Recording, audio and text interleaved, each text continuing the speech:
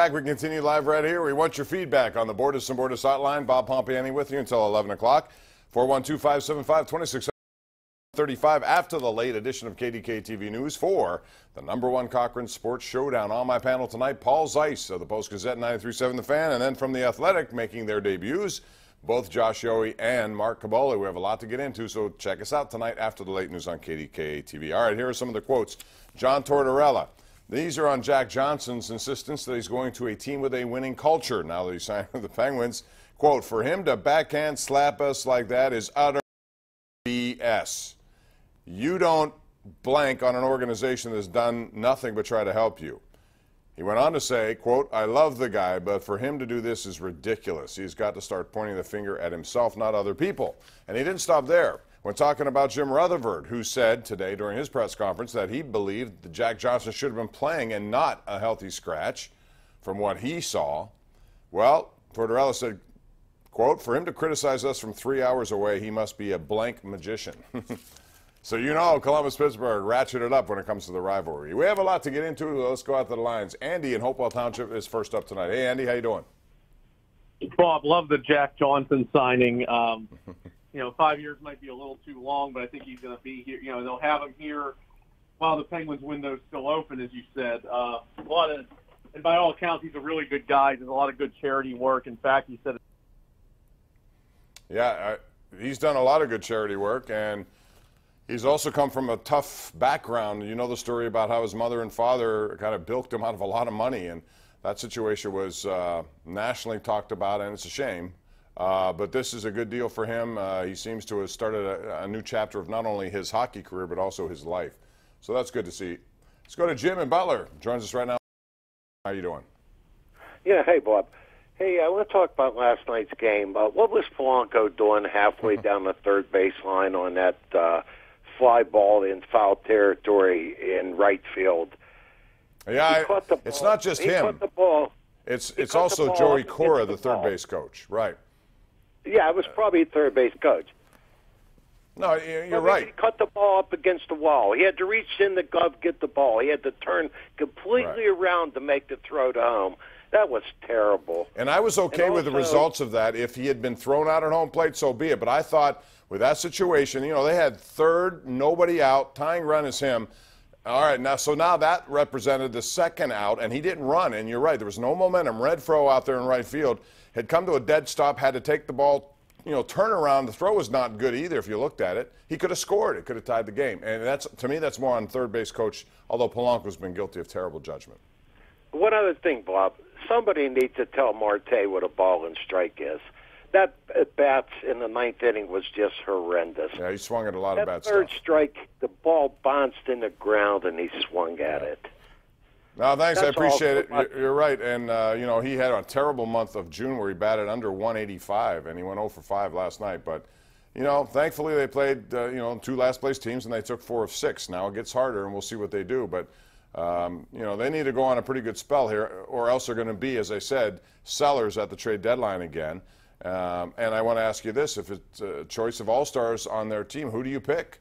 I don't think they deserve anyone to be on the all-star team, quite frankly, and I don't think that should be employed by Major League Baseball. There are a lot of teams that don't have prudent all-stars, and you're taking time away from other guys who may deserve it. Line 1 is Tony in Rankin. What's up, Tony? How you doing? Hey, Bob. How are you tonight? I'm good. Thanks for calling. Good. Hey, how do you feel about Clint Hurdle being so adherent to the pitch count at all times? I think some of these pitchers should be allowed to finish like even career-type games. How do you feel about that? I agree. I mean, as long as you have conversation with the pitcher and find out how he's feeling. Now, if you get up to 120 pitches and you feel, you can put a guy at jeopardy out there, that's different. But most of the time, these pitch counts are doable to extend a guy who's on top of his game. And quite frankly, given the up-and-down nature of their bullpen, I would prefer if somebody's really going well, like what did we see the other day? Was it Musgrove who goes 7? Yes. I thought he could have gone farther, longer. Right. I mean, how did Tom Seaver and, different era, the old-timers do it? I'm sure, yeah, but, I mean, these guys' arms didn't fall off. No, but today it's a specialized business, and managers are so into that mode where they got to have a 7th-inning guy, an 8th-inning. Sometimes, though, you do it at your own detriment, and I think we've seen that before this year. So I agree with I agree with your premise. Thanks for the call, Tony. Bob. Yep. Have a good day. All right, let's go out to John in Green Tree. What's up, John? Hey, thanks for taking my call, man. How are you? What's up, John? What's up, man? Ask me a question. Why did LeBron James leave the Cavaliers to join the Lakers? I just want to know why. Money, And what branding. number would he go with? Well, I mean, he made it clear, I think, by virtue of turning down their qualifying offer that they had. It was for $36 million. First of all, it wasn't necessarily money he was after. He wants to go to a team that can win, which, you know, speculation was L.A. And with L.A., they'd bring Kawhi Leonard. And with L.A., they bring Paul George. And then Paul George last night shocked a lot of people by accepting a deal to stay with the Oklahoma City Thunder. When that happened, and Leonard seems not to be interested in going. So now it's James, 4 years, $154 million. That's $38 million a year. But it's more about his brand in L.A. and his business opportunity, I guess. But they have a young team, decent team. Kyle Kuzma's real good. John Randall's good.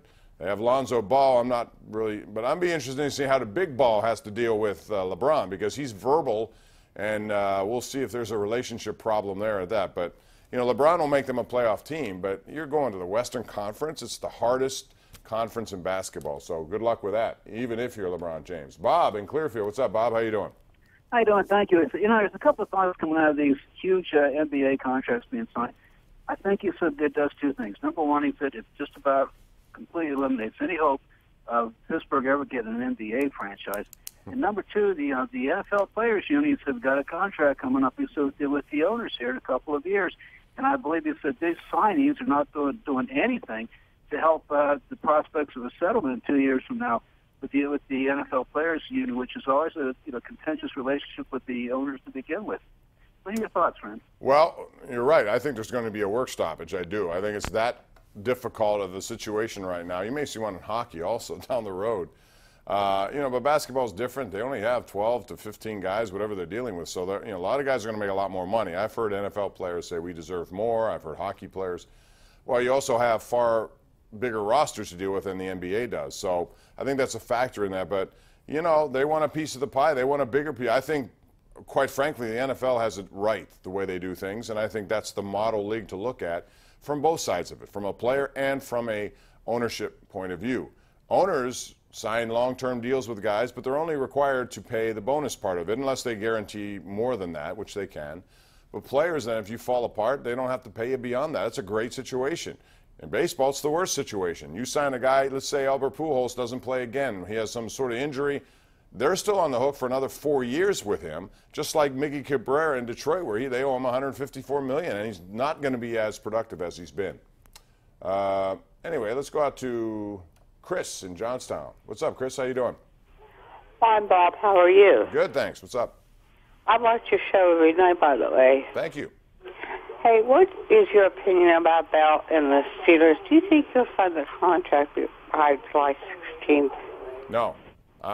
Thank you, Chris. I don't think I see anything changing there. I know Le'Veon Bell's come out and said that he believes there's some movement. It's going to take a lot of movement, especially from the Steelers, to move up to where he wants them to go, which is just rarefied air when it comes to running backs. Nobody has that. He's already the highest paid, and he wants a lot more, and the Steelers aren't going to play that game. Would they like to sign him? Yes. Will they? My gut is no.